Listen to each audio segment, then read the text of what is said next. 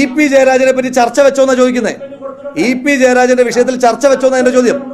എനിക്കറിയില്ല. അപ്പൊ ബാക്കിയൊക്കെ ഞങ്ങളുടെ പാർട്ടിയുടെ കാര്യമൊക്കെ കൈരളി തീരുമാനിക്കും. കൈരളിയുടെ ചർച്ച ഞങ്ങൾ തീരുമാനിക്കണം. അതിന് പള്ളി പോയി പറഞ്ഞാൽ മതി. അതെനിക്കിഷ്ടമില്ല.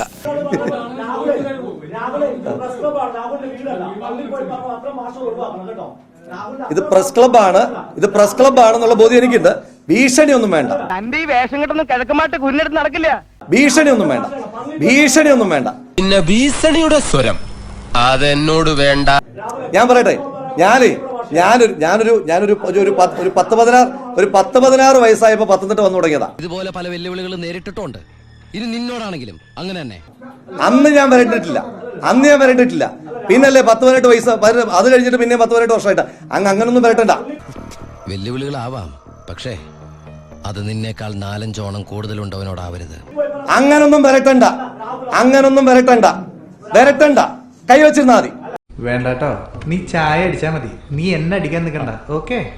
എന്റെ പൊന്നു സഹോദര, പള്ളിയിൽ പോയി പറഞ്ഞാൽ മതി എന്ന് പറഞ്ഞതിനകത്ത് എന്താ കുഴപ്പം? ഞാൻ തെറ്റാണോ? എന്താ കുഴപ്പം? ഇത്ര പ്രകോപിതനാകേണ്ട കാര്യം നിങ്ങള്? റാങ്ക് പറയും അപ്പ കേട്ടാ മതി, റാങ്ക് കാണിക്കും അപ്പ കണ്ടാ മതി. അല്ല, ഇത്ര പ്രകോപിതനാകേണ്ട കാര്യം എന്താ? ഞാൻ മാധ്യമ സമ്മേളനത്തിന് വിളിച്ച് അനുവാദം വാങ്ങിച്ചിട്ട് വന്ന ആളാ. നിങ്ങളുടെ അതിഥിയാ, നിങ്ങളുടെ വായിരിക്കുന്ന കേൾക്കാൻ വന്ന ആളല്ല.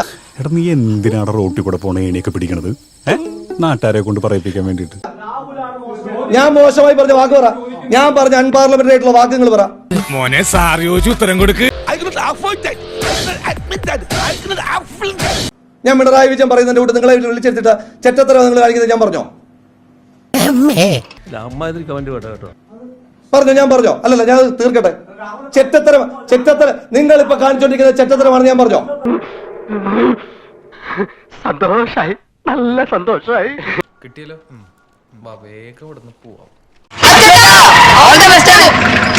താങ്ക്സ് ഉണ്ടടാ മോനെ ദിനേശ, താങ്ക്സ് അടിച്ചു പൊളിക്കടാ.